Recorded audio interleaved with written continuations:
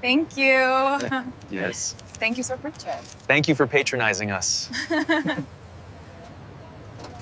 Unaware he was I the am billionaire so CEO sorry. who I owned the am company. terribly She sorry. accidentally right? splashed coffee Here, on him let on me her help you way with for that. the interview.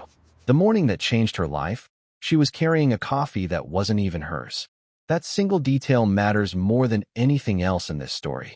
Because if the coffee had been hers, she would have been holding it differently, closer to her body, more carefully, the way you hold something that belongs to you. But it wasn't hers. It was her roommate's.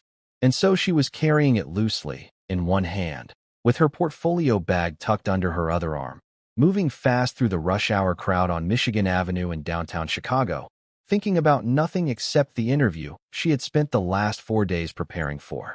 She never saw him coming. He never saw her either. And in the space of about 3 seconds, a $1,200 suit became a vanilla latte. Two people's mornings were completely derailed, and something quietly, permanently shifted in the universe. Neither of them knew it yet, but they would. Before we get into this story, I want to know where you are watching from right now. Drop a comment below and tell us whether you are watching from the United States, Canada, United Kingdom, or Jamaica. We read every single comment, and we genuinely love hearing from all of you. And if you are not subscribed yet, please hit that subscribe button right now, because what you are about to hear is the kind of love story people say does not exist anymore. The kind that begins with complete disaster and ends with everything. Now let's get all the way into this. Her name was Lily Crawford, 27 years old, born and raised in Columbus, Ohio, in a house where her mother kept fresh flowers on the kitchen table even when money was tight, because she believed that beauty was not a luxury, it was a necessity. Lily had grown up carrying that belief with her everywhere she went, which is part of why she was the kind of person who noticed small things. The way light moved across a room. The way a well-designed logo made you feel something before you could explain why. The way words, arranged in exactly the right order, could change the temperature of a conversation. She had moved to Chicago 2 years before this story begins. She had a marketing degree, a second-hand rolling suitcase, and exactly $218 more than she needed for her first month's rent.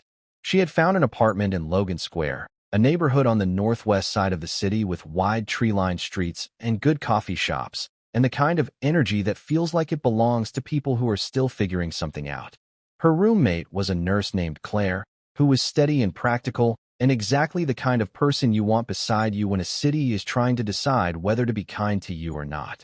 Chicago had not been particularly kind to Lily yet, but she had not stopped believing that it would be. She had worked 2 jobs since arriving. A content coordinator position at a small agency that had shut down without any warning. A short contract at a nonprofit that lost its funding. In between those, she had freelanced, which is a word that sounds freeing until you are the one doing it at midnight for a client who pays 2 weeks late and requests 3 rounds of revisions on a Tuesday. She had kept going anyway. She had kept her planner organized, her goals written down in ink, and her standards stubbornly, fiercely high. In the back of her planner, on the very last page, she had written a list. 10 companies she wanted to work for, ranked in order, with small notes beside each name. What they valued, who led them, what kind of work they produced, and whether that work seemed to come from a real place or a calculated one. The name at the very top of that list was Cole Ventures. Cole Ventures was a private investment and brand development firm headquartered on Wacker Drive in downtown Chicago. 32 floors of glass that caught the morning light off the Chicago River and held it. The company had a reputation for being nearly impossible to get into and remarkable to work for. Their marketing division had produced 4 award-winning campaigns in 3 years. They had been written about in industry publications not because they paid for the coverage, but because people genuinely wanted to write about them. They were the kind of company that made people in the field feel like good work still mattered. Lily had applied for a junior marketing strategist position 8 weeks before this story begins. She had spent 4 full days on the cover letter alone, drafting and deleting and starting over until every sentence said exactly what she meant and nothing more. She had not expected to hear back, but she did. A phone screening, then a video interview, then an email from someone in HR named Brooke, formal and warm in equal measure, asking if Lily could come in for a final in-person interview on Tuesday, October 14th, at 9:30 in the morning. She had read that email 6 times before she closed her laptop. She spent the next 4 days preparing with the kind of focus that borders on devotion. She laid her outfit out 2 nights early. A tailored charcoal blazer, dark trousers, a soft white blouse that was professional without being stiff. She printed 3 copies of her resume on actual resume paper, the kind with weight to it, because her mother had told her once that the texture of the paper communicates something about the texture of the person. She practiced her answers out loud. She timed herself. She adjusted her pacing, sat back down, and did it all again. She set 2 alarms for the morning of the interview, 5:45 and 6. She was awake at 5:41. Her body already knew what the day was. Everything went smoothly for the first 40 minutes. She showered. She dressed. She stood in front of the mirror and looked at herself for a long moment. The way you do before something that matters, not out of vanity, but out of something more like a quiet conversation with yourself. She ate half a piece of toast because her stomach was not in the business of cooperating that morning. She checked her portfolio bag twice, zipped and unzipped it, checked it again. She was out the door by 6:50, which gave her 1 hour and 40 minutes to get to a 9:30 interview, which was far more time than she needed. The math was fine. The math seemed completely, entirely fine. And then Claire knocked on her bedroom door at 6:48 and said she was so sorry to ask. She really was. But she had twisted her ankle the night before, and she could barely put weight on it. And if Lily was going past the coffee cart on Michigan Avenue anyway, could she possibly, just this once, grab her a vanilla latte? Oat milk. 2 pumps of caramel. Extra hot. Lily looked at her. At the wrapped ankle. At the hopeful, apologetic expression on Claire's face. She said yes.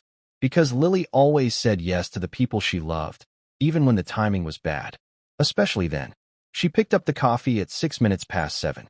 The cart on Michigan Avenue was 3 blocks from the Monroe Street station, tucked against the side of a building where the smell of espresso hit you from half a block away. She paid, took the cup, tucked her portfolio more securely under her left arm, and turned back toward the train. Michigan Avenue at that hour is its own particular kind of organized chaos. People moving in every direction at once. Delivery carts and cyclists, and the steady percussion of 1,000 shoes on pavement. The wind off Lake Michigan had already decided it was winter, cutting down the corridor of buildings with a sharpness that made you wish you had worn one more layer. Lily had navigated that stretch of sidewalk 100 times. She knew how to read the current of foot traffic, how to slip into gaps, how to keep moving without breaking stride.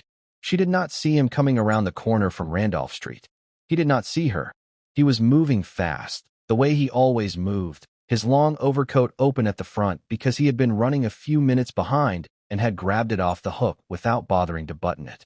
He had a phone in one hand and a half-formed thought in his head about a presentation he was supposed to review before 10, and his eyes had just dropped to his screen for exactly 2 seconds when they hit each other at the corner. The coffee went sideways before either of them understood what was happening, and then it went directly onto the front of his suit. The sound it made was quiet, just the soft collision of 2 people and the plastic skitter of a lid hitting concrete. But the damage was immediate and total. The front of his shirt, the lapel of his jacket, the left side of his overcoat, all of it, soaked through with a scalding vanilla latte in about 3 seconds flat. He stopped. He looked down. Lily looked up. And then, before he could say a single word, before she had even fully processed the scale of what had just happened, she set her portfolio bag down on the cleanest section of sidewalk she could find, opened the front pocket with practiced hands, and pulled out a small cream-colored handkerchief. Hand-stitched edge. A small embroidered L in the lower corner. Her grandmother had pressed it into her palm the morning she left Columbus, and she had carried it in that front pocket every single day since. She pressed it to the front of his shirt and started talking. She talked the way she always talked when she was overwhelmed, which was fast and honest, and without much of a filter. She told him she was so sorry, that she couldn't believe this had happened, that she knew it was cold comfort, but the coffee was not even hers. It was her roommate's. Claire had twisted her ankle, and Lily had just been trying to do something kind. And that was the thing about trying to do something kind. The universe had a very inconvenient sense of humor about timing. She told him that wool absorbs heat and he should get to a dry cleaner as fast as he could, because caramel is genuinely one of the worst things you can let set into fabric. Her mother had told her that once, and it turned out to be one of the most practical pieces of advice she had ever received. She told him she wanted to pay for the cleaning, and that she was going to write her number on something if she could find something to write on, and that she was fully aware she had just ruined his entire morning. She looked up mid-sentence. He was watching her, not with anger, not with the sharp, impatient expression of someone running late who had just had their morning derailed by a stranger on a sidewalk. He was watching her with something quieter than that, something still and genuinely attentive, like a person who had been moving through a loud world at a very fast pace and had just encountered something that made him stop. Lily became aware of how fast she had been talking. She slowed down. She held out the handkerchief. He took it without looking away from her face. "I'm sorry," she said again. "For real this time. Not the panicked version. The real one." He looked down at the handkerchief in his hand, at the embroidered L.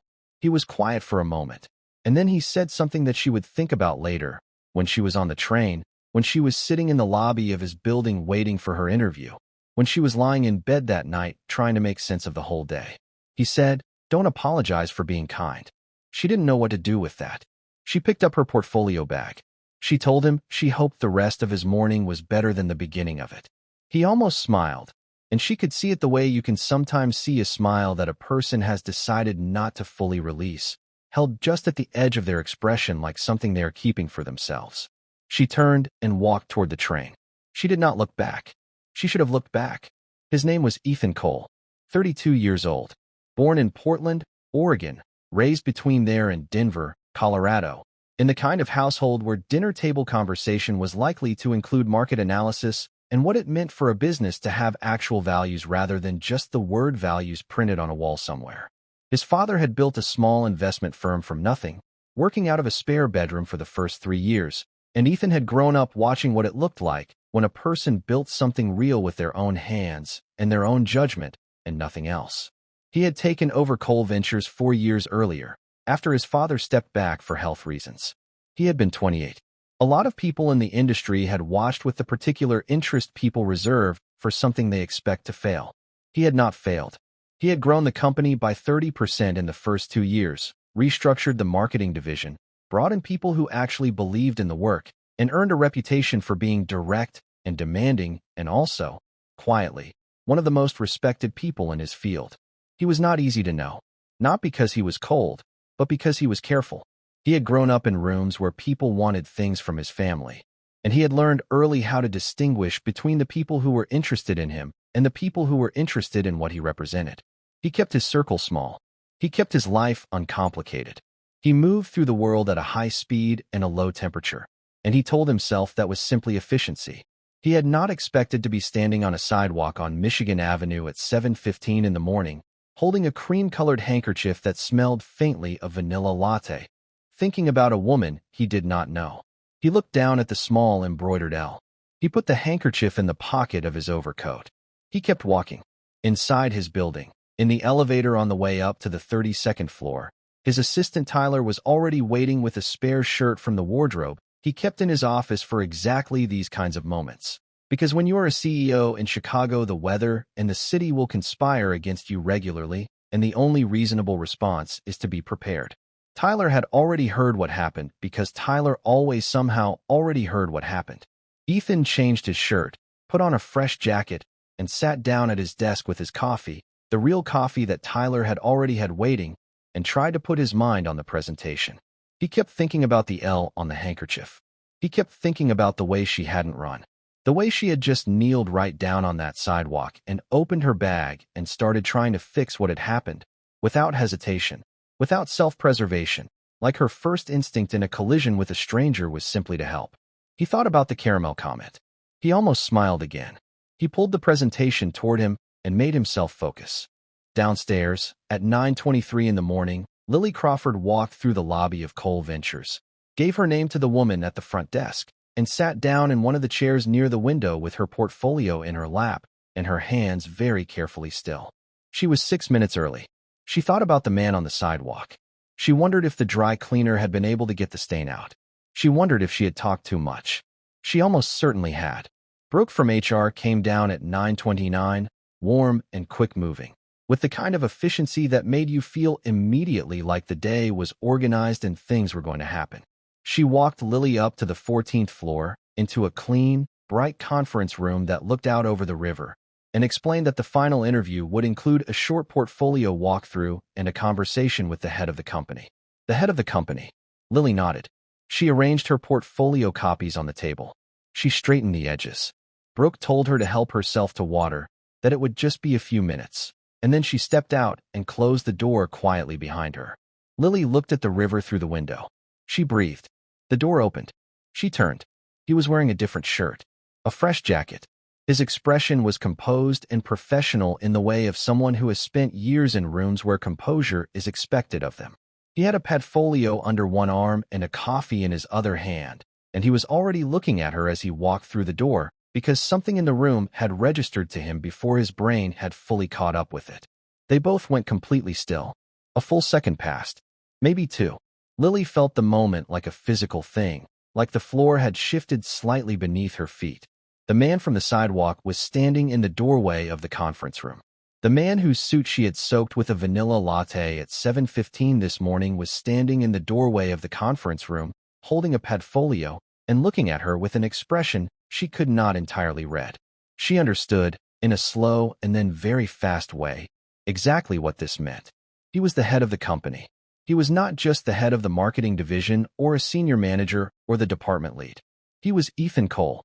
She knew his name from her research, from the profile she had read in a business magazine 3 months ago, from the notes in the back of her planner where she had written about Cole Ventures and what it stood for.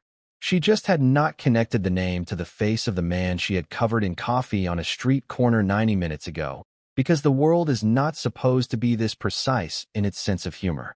Ethan walked into the room. He set his coffee down. He sat across from her.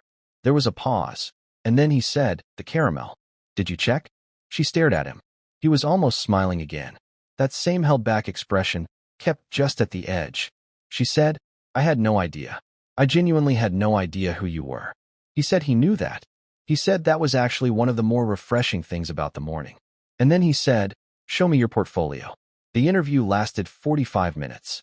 Later, Lily would not be able to tell you exactly how she got through the first 5 of those minutes, given that her nervous system was doing something genuinely unprecedented.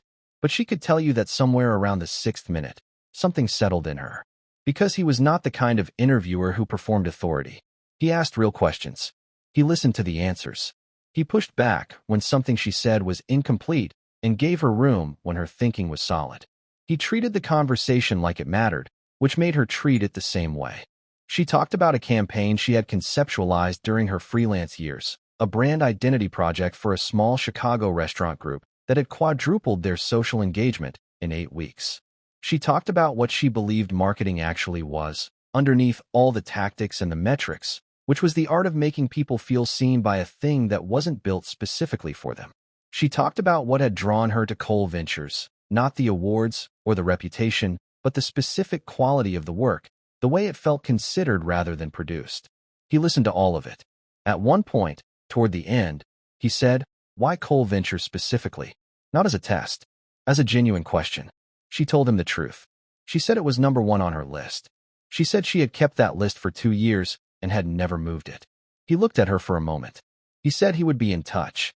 She walked out of that building at 11:10 in the morning into the October air and stood on the sidewalk for a moment with her portfolio bag in her hands and her heart doing something loud and complicated, and she genuinely could not tell where the interview ended and the rest of it began. Brooke called her on Thursday. She got the job. Her first day was a Monday in late October, and Chicago decided to be generous about it, giving her bright, cold sunshine and a sky the color of something you'd want to photograph. She walked into the building with her badge and her tote bag and the particular feeling of someone who has worked very hard for a very long time and has finally arrived at the door they were walking toward. She did not see Ethan that first week.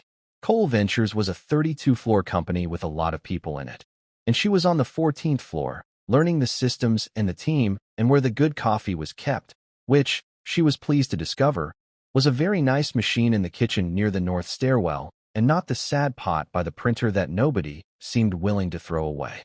She met her team. She liked them immediately.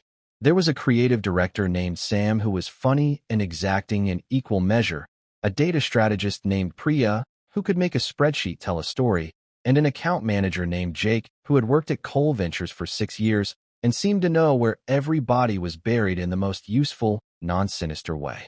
She settled in. She worked hard. She stayed late when something needed finishing. She did not try to impress anyone. She just did the work with the same honest attention she brought to everything. It was the third week of November when she saw him again. Not a planned meeting. Not a formal introduction. She was in the kitchen near the north stairwell at 7:40 in the morning, early by half an hour because she had wanted to get ahead of an email thread, and she was standing at the coffee machine waiting for it to finish its cycle when the door opened and Ethan walked in. He stopped when he saw her. She looked at the coffee machine and then back at him. He said, "I should probably be nervous about you and hot beverages." She laughed. A real laugh, not the polished professional version. The actual one. He poured himself a cup. He stood on the other side of the kitchen island and asked how the first few weeks had been. Not in the way of a CEO performing interest. In the way of someone who actually wanted to know. She told him the truth, which was that she felt like she was exactly where she was supposed to be. He looked at her when she said that. Not briefly. With the kind of attention that a person gives something when it lands somewhere real in them. After that, they kept finding each other in that kitchen at odd hours. Not every day, maybe twice a week. Sometimes they talked for 5 minutes, sometimes closer to 20. They talked about work, about campaigns and concepts, and what it meant for a brand to actually have something to say. They talked about Chicago and about where they had both come from and what had pulled them here. They talked about small things too. Books, coffee, inevitably. The specific injustice of November in the Midwest. Nobody planned it. Neither of them was steering toward anything. It was simply two people who found that conversation with each other was easier and more interesting than almost any other conversation happening in the building, and who kept, without deciding to, arriving at the same time in the same room. Ethan noticed things about her. Small things. The way she listened with her whole attention when someone was talking, not waiting for her turn, but actually receiving what was being said. The way she remembered details, not because she was trying to, but because things mattered to her, and she let them. She had mentioned once, briefly, that her grandmother had given her the handkerchief she had used on his suit, and 3 weeks later, she mentioned her grandmother again in a completely different context, and he realized she spoke about her that way, woven in, the way you speak about people who are still very much a part of how you move through the world. He found himself thinking about things he wanted to tell her. An article he had read, something that had happened on a work trip to New York. A detail about a restaurant he had passed in the West Loop neighborhood that had a hand-painted sign in the window that he thought she would appreciate. He started saving those things up. He noticed that he was saving them up, and he turned that observation over carefully. The way you turn something over when it is telling you something you are not quite ready to say out loud yet. Lily was doing her own turning over. She had not come to Cole Ventures looking for anything except the job. She had spent 2 years building her career with everything she had. And she was not the kind of person who confused the professional and the personal, who let the lines blur without examining what that meant. She was careful with herself. She always had been. But there was something about Ethan Cole that did not fit the category she tried to put him in. He was her boss, technically, at the top of a long chain of authority, and she was aware of that and did not take it lightly. But the person she talked to in the kitchen at 7:40 in the morning was not performing a role. He was just a person. Precise and dry and, underneath all that composure, genuinely warm in the way that some people are warm, quietly, without announcing it, the way heat comes from something that has been burning for a long time. She thought about him more than she intended to. She thought about what he had said on the sidewalk that morning, before she knew who he was. Don't apologize for being kind. She had turned that sentence over so many times it had worn smooth. December arrived the way it always does in Chicago, with full commitment and no apologies. The city put its lights up along the Magnificent Mile and the River Walk, and for a few weeks every year, even people who have complicated feelings about winter have to admit that the city looks like it was designed for exactly this. There was a company dinner the second week of December, a holiday event held at a restaurant in River North that Cole Ventures rented out for the evening. Long tables, good food, the warm specific noise of a room, full of people who work together and actually like each other. Lily sat near the middle of the long table. Ethan sat at the head. She was not near him and she was not watching him, or she was trying not to, which is different. At some point during the main course, a small thing happened. Jake, her colleague, knocked his water glass and it tipped toward Lily. She caught it without thinking, quick and clean, and set it back upright before more than a few drops escaped. She looked up. Ethan was watching her from the other end of the table. He had not looked away by the time she met his eyes. Something passed between them in that look. Nothing said, nothing performed. Just the specific acknowledgement of two people who have been circling something and who both, in the same instant, understood that they had been circling it. She looked back down at her plate. Her heart was doing that loud, complicated thing again. He found her after dinner, near the coat room, in the brief, reorganized chaos of a large party ending. The room had thinned out. Most of their colleagues were already in coats, saying goodbyes, pulling out phones to call cars. He said her name. She turned. He was holding something out to her. The handkerchief. Her grandmother's handkerchief. The cream-colored one with the embroidered L. She had completely forgotten that he had taken it that morning on Michigan Avenue, that she had never gotten it back. He had kept it. For 2 months, he had kept it. She took it from him. She looked at it in her hand, and then up at him, and she did not have a single word. He said he had been trying to find the right moment to return it. He said he thought maybe he had also been not trying very hard. She said, "Ethan." He said, I know what the professional answer is. I also know that I have not been able to have a conversation with anyone in the last 2 months that I cared about as much as the ones we have had in that kitchen. And I thought you should know that." She looked at him for a long moment.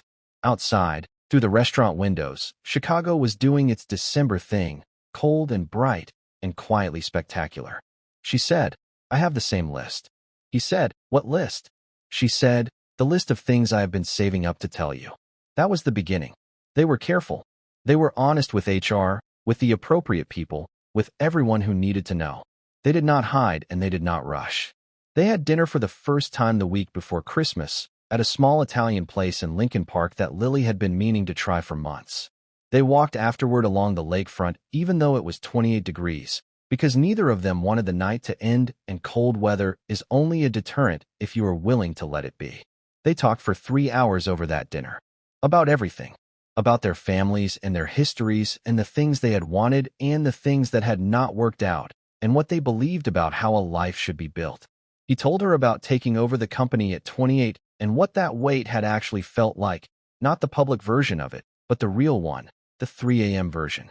She told him about Columbus and her mother's kitchen table and why she had moved to Chicago when there was no guarantee it was going to love her back. He told her he had thought about her the whole morning of the coffee. She told him that on the train to the interview, she had pressed her grandmother's handkerchief into her palm for good luck, not knowing it was already in his pocket. He looked at her when she said that. He said, "That explains a lot, actually." She laughed. He reached across the table and covered her hand with his. Neither of them pulled away. The months that followed were the kind of months that changed the shape of a life. They were good together in the specific way that matters, not perfectly matched in every detail, but genuinely curious about each other, patient with the parts that required patience, honest about the parts that required honesty. He brought her into his world gradually, and she brought him into hers, and somewhere in the middle of all of that they built a third one that belonged to both of them. Claire met him in February and texted Lily approximately 45 seconds after he left, a message that was entirely exclamation points with one sentence in the middle that said you have to marry that man. Sam from the creative team noticed something had shifted in the way Lily moved through the office. Not dramatically, just a lightness, the kind that comes from the inside. Priya noticed that Ethan laughed more.